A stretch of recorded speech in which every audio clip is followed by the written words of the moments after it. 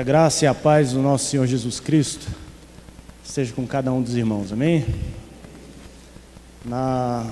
Nessas semanas agora de janeiro, o pastor Renato está gozando as suas férias, e nesse período de férias nós continuamos com a missão de anunciar o amor e a graça de Deus aqui na PIB. E na semana passada o Marcão comentou que é muito difícil, né? Passar a semana com a mensagem na nossa cabeça, tendo essa responsabilidade de trazer a palavra de Deus na igreja do Senhor, né? Eu confesso que eu não tive tanta dificuldade, viu, Marcão? Por exemplo, ontem eu estava dando uma cochilada depois do almoço e eu acordei taquicárdico, assim, ó, coração acelerado. E era um sonho. E nesse sonho, eu escutava o irmão Ricardo falando assim: a palavra está com o irmão Renato. E aí eu fui pegar meu rascunho e eu não tinha rascunho. Aí eu subi, a hora que eu olhei sem rascunho, como se o nosso inconsciente não fosse suficientemente sacana com a gente, tinha um monte de pastor na plateia assim, ó. Tá fácil, né? Então, de fato, é muito estranho para a gente que não é pastor ter que conduzir a igreja, trazer a mensagem do Senhor aqui. Mas Deus é bom, Deus é misericordioso, e eu estou com o meu rascunho. Graças a Deus por isso, né? Eu quero convidar você nesse momento a abaixar sua cabeça mais uma vez e a orarmos ao Senhor. Pai amado, nós estamos aqui agora nesse momento para aprender um pouco mais sobre Ti, Senhor. Eu agradeço pela oportunidade que o Senhor me dá de falar do Teu amor, de falar da Tua graça, de encorajar a Tua igreja a caminhar no Teu reino. E nós consagramos esse momento a Ti. Tudo que nós fizermos, tudo que nós falarmos agora, já desde o período do louvor, Pai, é tudo consagrado ao Senhor. Nós entregamos as nossas vidas ao Senhor, nós abrimos o nosso coração a receber e a aceitar a Tua palavra, e que o Teu Santo Espírito, e somente o Teu Santo Espírito fale aqui essa noite. Que o Senhor nos toque, nos mude e nos molde conforme o Teu caráter e conforme a Tua vontade. É no nome santo de Jesus Cristo, Teu Filho amado, que eu oro de coração grato. Amém. Amém. Graças a Deus. A ideia de trazer essa palavra para a igreja hoje surgiu quando eu estava ensinando minha filha a andar de bicicleta.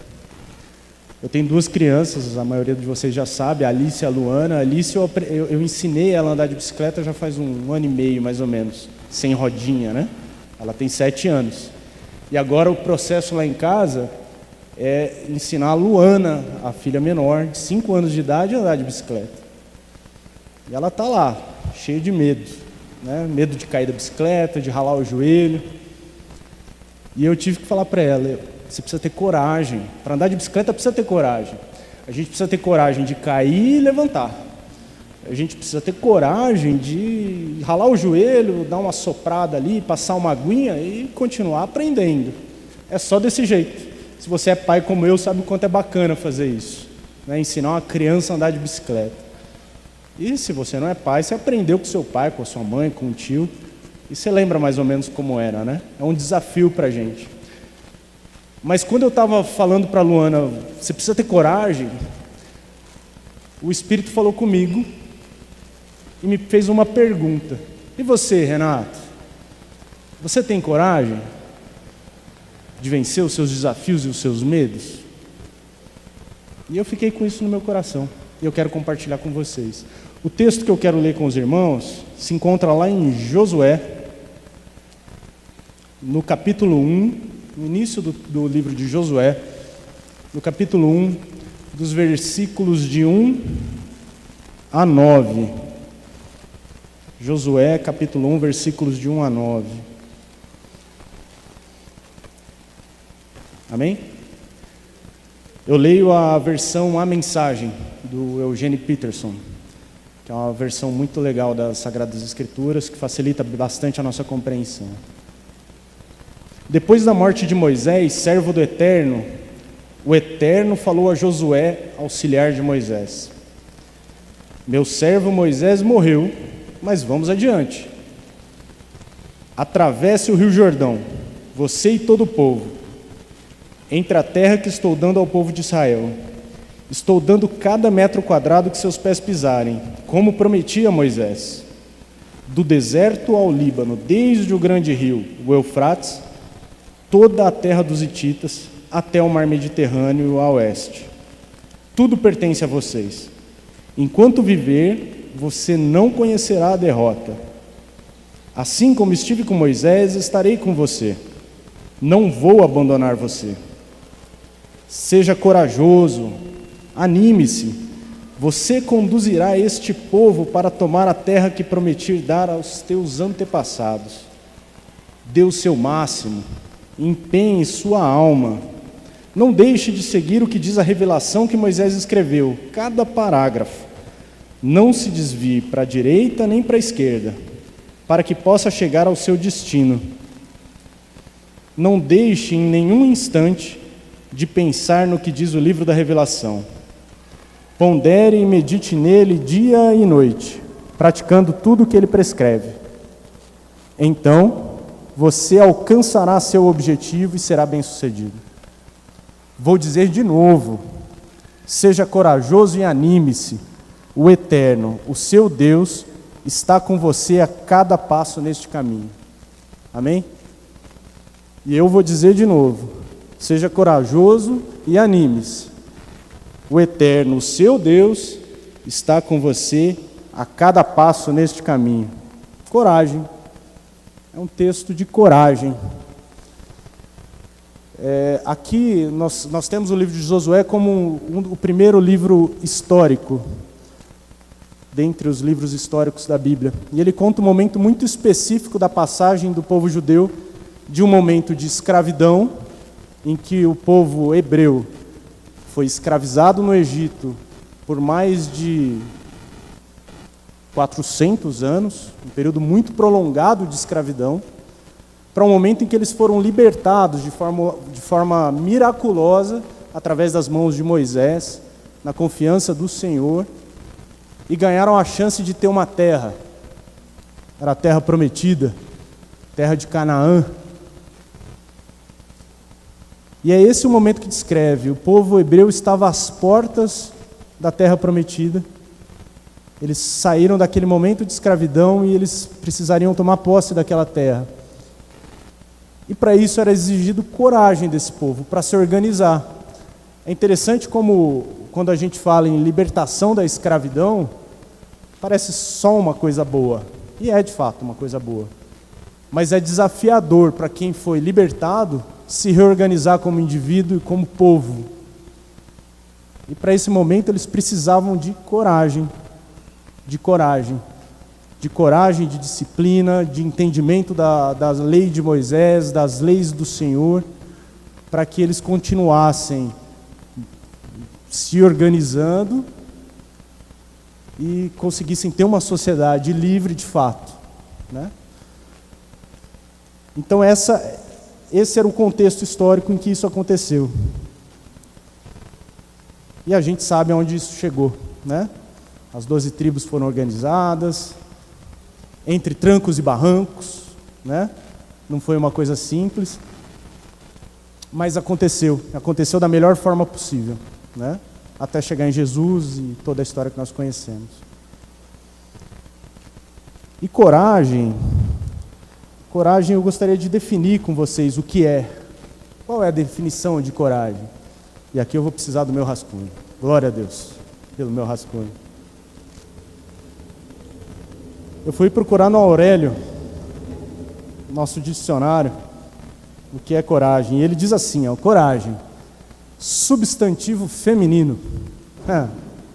Substantivo feminino. A gente que trabalha em hospital sabe disso. Os homens são muito mais moles, né?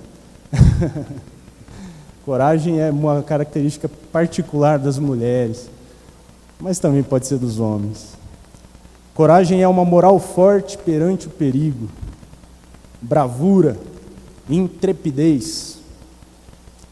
Eu gostei mais dessa aqui, Coragem é a firmeza de espírito para enfrentar situação emocional ou moralmente difícil. Firmeza de espírito para enfrentar uma situação emocional ou moralmente difícil.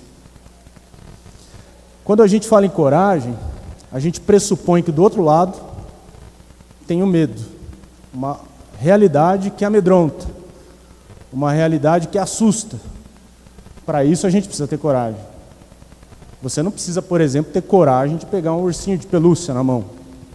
O ursinho de pelúcia não vai fazer nada com você, ele está ali, né? Mas de repente, se você está lá na tua casa, tuas crianças estão brincando e você vê um escorpião, aí você precisa de coragem. Porque aí é uma situação de desafio, que te exige medo, que envolve riscos. Para isso você precisa se encorajar.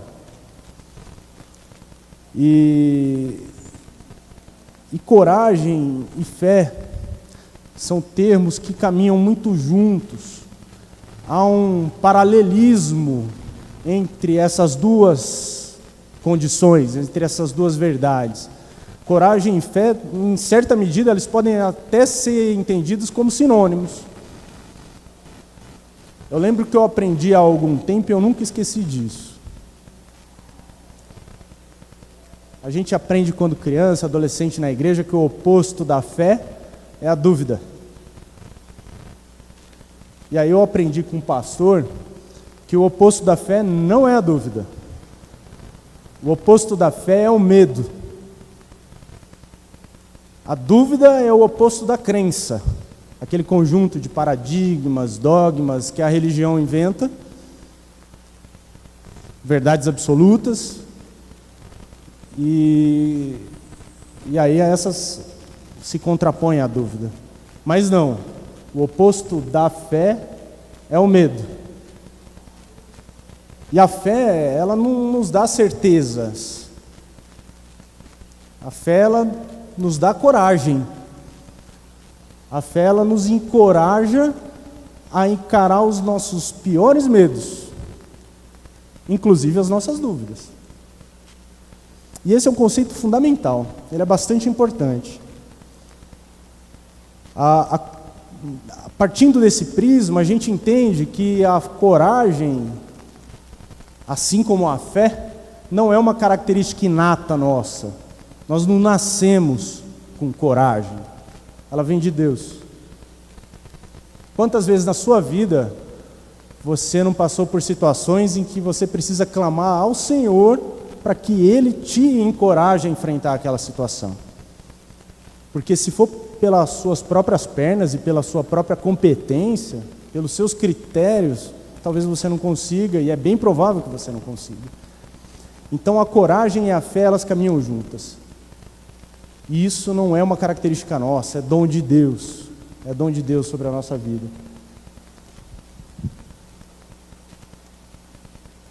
Então se exige muita certeza às vezes dos crentes, né? Você está na igreja, para quê? Para aprender a ter certeza. Mas não, na verdade você está na igreja para aprender a ter coragem, para se encorajar a encarar os seus piores medos. Isso exige muita certeza dos crentes, mas a virtude que eu acho que deve ser exigida de nós é a coragem, é a fé. E isso é dom de Deus, a gente tem que buscar por isso. E a história cristã, a tradição judaico-cristã, ela tem inúmeros exemplos de coragem. Moisés, por exemplo, o antecessor de Josué na condução do povo hebreu. Quanta coragem Moisés não teve que ter para, de dentro do sistema político, econômico e religioso egípcio, quebrar com tudo aquilo. Vocês conhecem bem a história de Moisés. Foi criado dentro de um castelo egípcio, junto com os poderosos egípcios, só que se reconhecia como hebreu. E aí precisou de coragem para revolucionar toda aquela estrutura, juntar um povo e libertar um povo. Coragem. Sem coragem ele não faria nada daquilo. Abraão foi convocado pelo Senhor a testar sua fé e levar o seu filho primogênito ao monte de sacrifício. E ele o fez. Eu não faria, eu acho. É bem provável que eu não faria. Mas ele fez. Coragem. E o filho dele não foi sacrificado, como a gente conhece bem a história. Abraão confiou na bondade, no amor, na misericórdia do Senhor sobre a vida dele e do seu filho. Se a gente caminha mais para frente, nós temos Maria, substantivo feminino, né? Tem que ter um exemplo feminino. Maria recebeu do Espírito Santo a graça de conceber em seu ventre o Filho de Deus, Jesus. Numa sociedade machista, numa sociedade, na verdade até na nossa, hoje eu imagino que se Maria chegasse para qualquer um aqui, hoje, fosse o nosso tempo, eu estou grávida do Espírito Santo, não ia rolar, né? Não ia rolar, talvez ia estar num banquinho de disciplina na igreja. Que coragem, né? Aceitar essa incumbência do Senhor. O próprio Jesus, nosso Deus, Jesus teve que ter muita coragem de fazer tudo que ele fez. Jesus, de dentro das sinagogas, ele precisou enfrentar os fariseus, que são os mestres da lei, eram os mestres da lei daquele tempo, e enfrentar com a verdade, com o amor de Deus, ensinar de dentro do sistema religioso judaico que Deus não era aquele Deus carrasco, que o sábado talvez não era tão importante assim. Coragem. E o maior ato de coragem da humanidade, o maior ato de coragem da humanidade vem de Jesus, de encarar a cruz,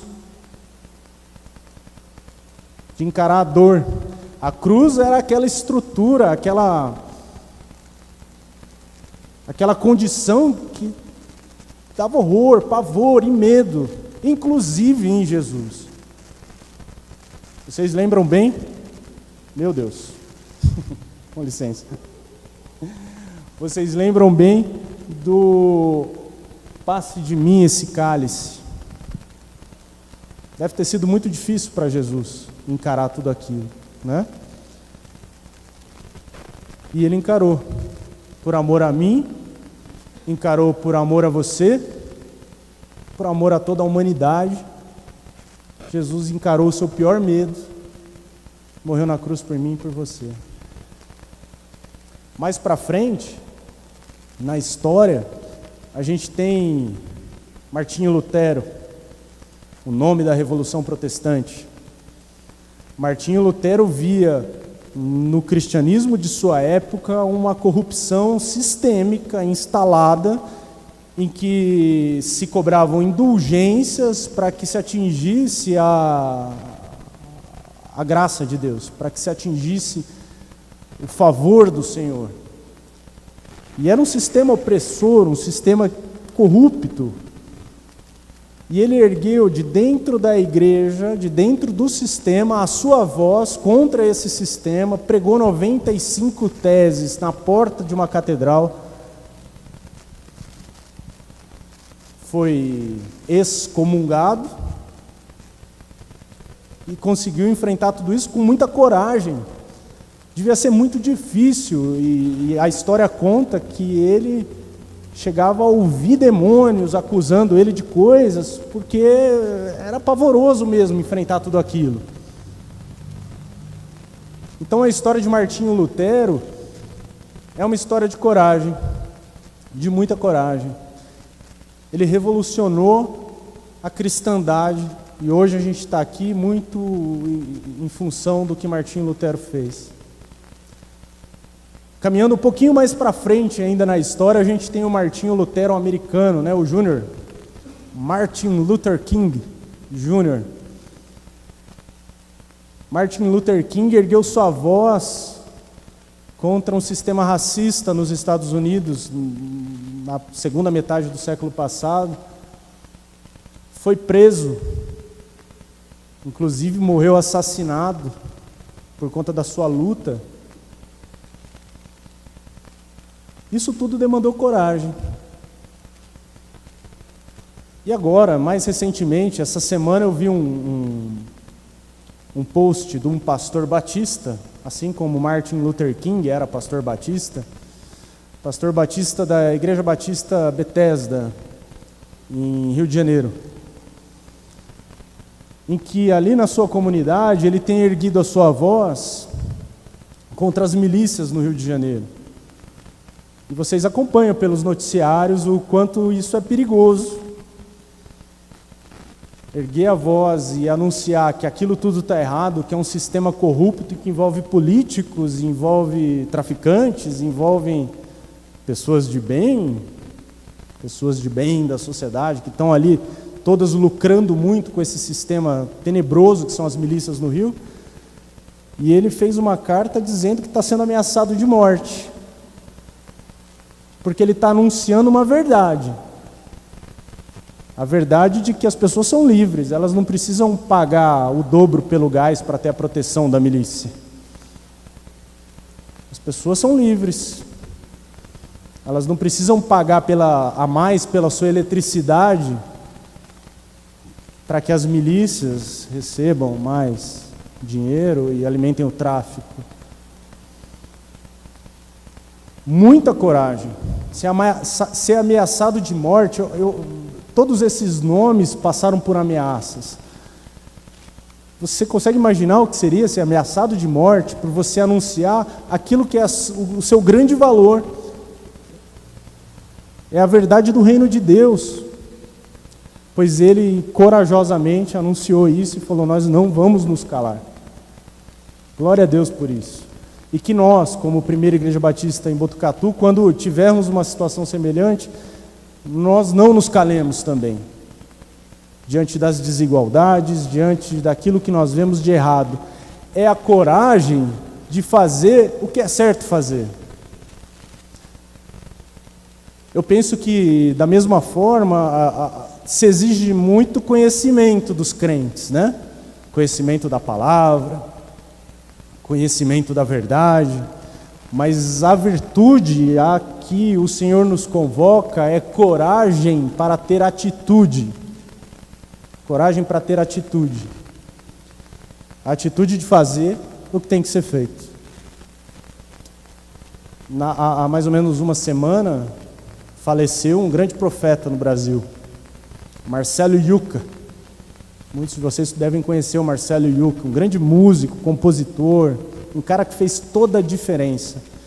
E esse profeta disse uma frase em uma das suas canções que falava que paz sem voz não é paz.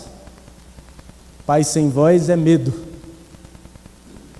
É o avesso da coragem, o avesso da fé.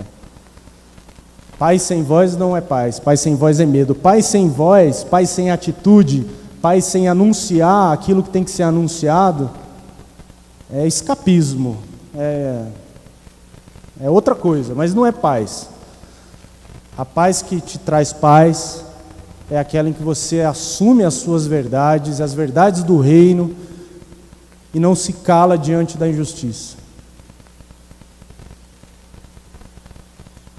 Mas aí você pode me falar assim: poxa, Renato, eu não sou um cara revolucionário assim, né? Eu estou aqui, eu tenho o meu normal da vida. Minha vida acontece, eu tenho minha família para cuidar, eu tenho o meu emprego, eu tenho minha saúde, minha doença, o meu emprego e meu desemprego. Então a minha vida é mais normal do que desses caras todos aí. E a minha também é, bem normal. Graças a Deus por isso. A nossa vida é mais normal, a gente não é ameaçado de morte pelas causas que a gente defende. Mas mesmo no normal da vida, a gente precisa de coragem. De repente você recebeu um diagnóstico de uma doença grave. E aí você precisa de coragem para encarar um tratamento muitas vezes difícil, doloroso, prolongado. coragem. E a pergunta que eu te faço é aí: você tem coragem? Tem pedido coragem e fé ao Senhor para encarar essas situações? De repente na tua família tem uma confusão. De repente não, eu tenho certeza que na tua família tem uma confusão. Toda família tem confusão, senão não chama família. Não é verdade? E aí naquela confusão, você se fere um ao outro, a um irmão, a um pai, a uma mãe, a um tio. E aí é um momento que te exige coragem. Coragem de pedir perdão, coragem de perdoar, de restabelecer os vínculos com seus familiares, de ser na sua família o amor de Deus encarnado. Exige muita coragem. A gente vê muitas famílias destruídas pela arrogância e pelo orgulho, porque eu briguei, porque eu era de direita e ele é de esquerda, e a gente ficou sacaneando um ao outro na época do PT, e agora a gente está sacaneando um ao outro por causa do Bolsonaro. E a gente continua se espetando. E os caras estão lá fazendo o que a gente sabe que eles estão fazendo, dos dois lados. E aí você não fala mais com seu irmão por causa disso. Isso é trágico. Não pode ser assim. A gente tem que ter coragem de entender que, apesar da gente ter visões políticas, por exemplo, a gente tem que caminhar junto, em amor, na família. É terrível ver uma família despedaçada por brigas quaisquer que sejam, né? Coragem. Você tem coragem? De repente, no amor, você precisa ter coragem, né? Garotada que está na fase do namoro aí, aquela coragem de conquistar, de fazer uma propaganda de si mesmo, né? Precisa ter coragem, né? Depois elas descobrem que a gente não era tão bom assim, né? Mas precisa ter coragem. Coragem para encarar um casamento, os altos e baixos de um casamento. Coragem para mudar os rumos da sua vida, de repente. A gente aqui na PIB, é uma característica da nossa igreja, a gente tem muita gente que não é daqui, né? Eu, inclusive, nós não somos botucatuenses de criação. E aí, de repente, você vai para um lugar onde você não tem primos, não tem família, não tem nem amigos. E aí você chega aqui, cai de paraquedas, e você precisa de coragem para estabelecer vínculos, começar a sua vida de novo. E de repente a fase da vida que você está é diferente, você está pensando em inverter a tua vida novamente. E vai começar do zero. Quanta coragem isso exige da gente. Um novo emprego. Ou, se você está desempregado, a coragem de fazer um curso, se qualificar, fazer o seu melhor. Isso exige muito da gente. E essa coragem, eu repito, ela não é nossa. Ela não é nossa. É como a fé. Ela é dom de Deus. A gente precisa entregar na mão do Senhor. E é aqui que eu queria chegar. Tudo isso que eu falei era para chegar nesse ponto, que é o ponto central. Em que a gente precisa ter coragem de confiar. Eu chamo essa de a coragem das coragens. Coragem de confiar no Senhor.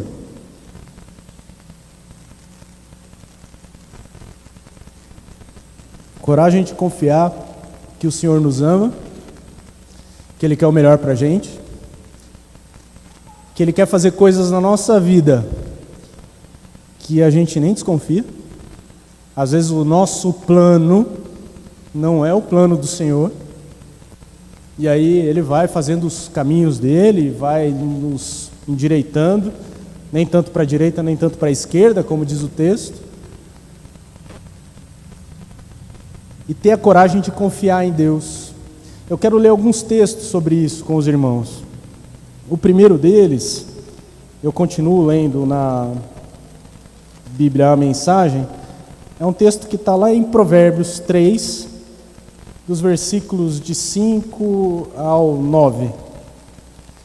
E a palavra do Senhor diz assim, olha: confie no Eterno do fundo do seu coração. Não tente resolver tudo sozinho. Ouça a voz do Eterno em tudo que fizer, aonde for, e Ele manterá você no melhor caminho. Não pense que você sabe tudo. Corra para o Eterno e fuja do mal.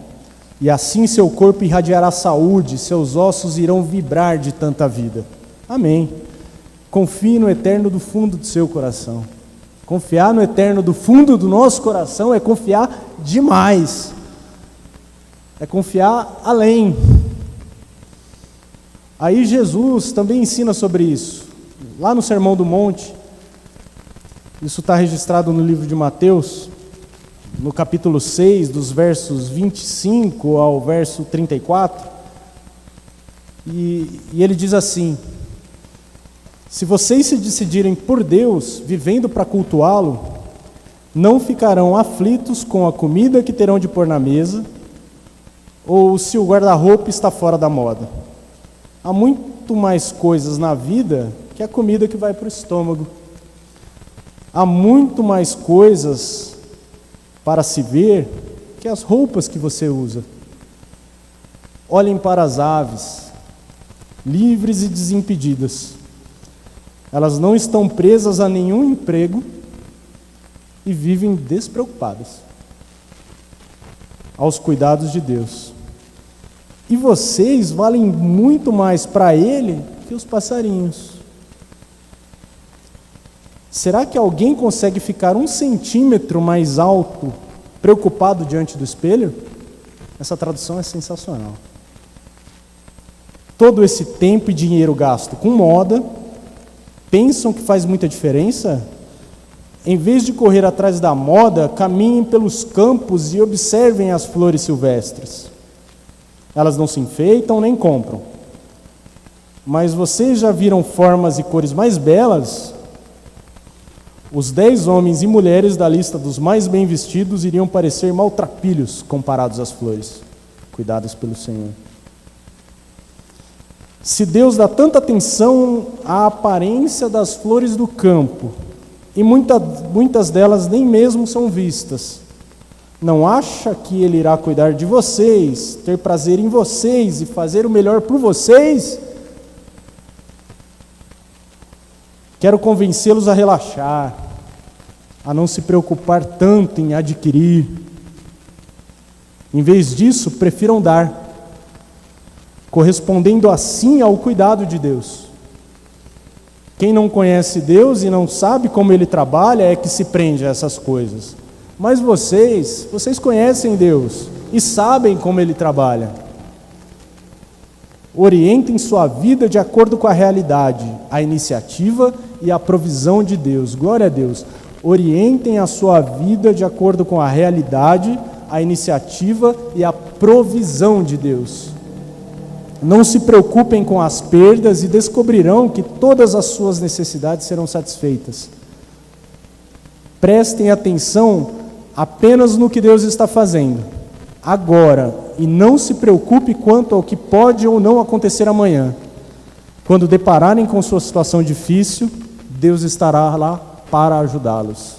Amém. Palavras de Jesus. Não se preocupem tanto assim. A gente se preocupa demais, né? Eu sou assim. A maioria de nós. O nosso tempo faz com que a gente se preocupe muito. Mas é desafiador, é um desafio de ter coragem, e coragem de confiar no Senhor. Quando eu estava lendo esses textos, eu lembrei da tese de mestrado de um amigo, pastor, sobre um filósofo chamado Kierkegaard. É um filósofo dinamarquês que viveu no século XIX, no início do século XIX. E Kierkegaard, ele definiu um conceito de salto no escuro, ou salto de fé. Ele estabelecia 3 dimensões da vida humana. A primeira dimensão, uma dimensão estética, a segunda, ética, e a terceira, que ele chama de religiosa. E aqui eu preferiria chamar de espiritual, porque religioso, hoje a gente tem até um preconceito com essa palavra, né? Mas enfim, a realidade estética é aquela em que o ser humano busca o próprio prazer. Praticamente um hedonista, em que o que importa mesmo é aquilo que eu tenho, é aquilo que eu faço para o meu próprio bem, para o meu prazer, para o meu conforto. Realidade e dimensão da vida estética. Todos nós, em algum momento da nossa vida, passamos por isso. E aí, um segundo passo, que é a evolução desse primeiro, é: beleza, eu quero ter conforto, eu quero ter prazer, eu quero ter segurança, mas ao mesmo tempo eu tenho que respeitar o limite do outro. Eu tenho que respeitar que, para que eu consiga todas essas coisas, eu não invada a liberdade e os direitos do outro. E a isso ele chama de uma realidade, uma dimensão, um estágio da vida ético, que parece bem bacana. Faz todo sentido, a gente tem que ser assim mesmo. A gente precisa sempre respeitar os limites. A nossa estética respeita a ética. Mas a terceira dimensão, e Kierkegaard defende que essa dimensão é a evolução do pensamento humano e da caminhada espiritual. Kierkegaard era cristão. É a realidade religiosa ou espiritual, em que você salta no escuro, dá um salto de fé, faz um movimento de ruptura com essas duas realidades e parte na vida em busca do desconhecido. Aquele salto espiritual em que você olha para um abismo, você sabe que Deus está lá, e você salta nesse abismo, sabendo que Ele vai te segurar. A gente chama isso de conversão, no jargão crente. Então o convite que o Senhor faz para mim nesses textos é: dê o seu salto no escuro, confia em mim, eu vou te segurar, eu vou estar ali para te proteger. Aí essa semana eu estava vendo uma mensagem de um pastor que eu gosto muito, e ele terminou a mensagem dele, e eu gostaria de terminar a minha assim também, desafiando a comunidade a ter coragem de entregar nas mãos do Senhor, em oração, uma carta em branco. Uma carta em branco em que na nossa oração a gente fala: Senhor, faz o que quiser da minha vida. Eu tenho um monte de plano, eu tenho meus pedidos de oração, mas eu sei, pela Tua palavra e pela ação do Teu Espírito, que o Senhor tem coisas grandiosas para mim. Amém? Coisas grandiosas, como a Kézia leu no começo do culto, do texto de Jeremias. E nessa carta em branco, você assina embaixo assim, ó: de acordo. Eu estou de acordo, Senhor. Eu estou de acordo com o que o Senhor quiser fazer da minha vida. Eu tenho meus sonhos, eu tenho meus planos, eu tenho meus projetos. E eu estou me dedicando a eles, inclusive. Eu tenho minha agenda. E é legal fazer plano. O ruim é confiar nos nossos planos. O bom é confiar no Senhor e entregar para Ele aquela carta em branco, escrita no final assim: olha, de acordo, Senhor, faz da minha vida o que o Senhor deseja. Eu estou de coração aberto. O Senhor pode fazer de mim o que o Senhor quiser. Você tem coragem? Você tem coragem de pedir a Deus essa coragem? De entregar aquela carta em branco, dizendo: eu estou de acordo, Senhor. Eu quero te desafiar, meu irmão. Eu quero te desafiar a fazer essa oração comigo hoje. E que não seja só hoje, não seja para essa semana, que seja para a nossa vida, para que esse seja o caminho do nosso adultecimento, do nosso crescimento de fé. E que o Senhor, através do seu Santo Espírito, nos dê essa coragem.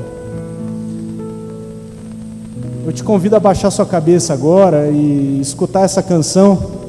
É uma canção antiga, lembro dela da minha adolescência, que fala sobre isso e que ela toca o seu coração.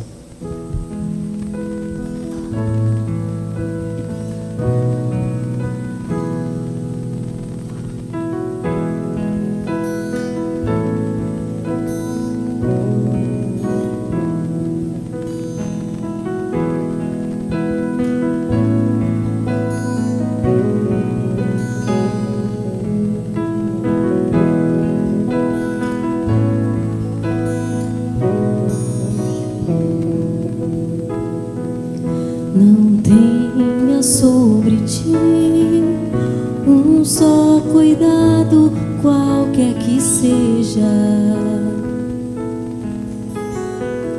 pois somente seria muito para ti. É meu, somente meu, todo trabalho, e o teu trabalho é descansar em mim. É meu, somente meu, todo trabalho, e o teu trabalho é descansar em mim.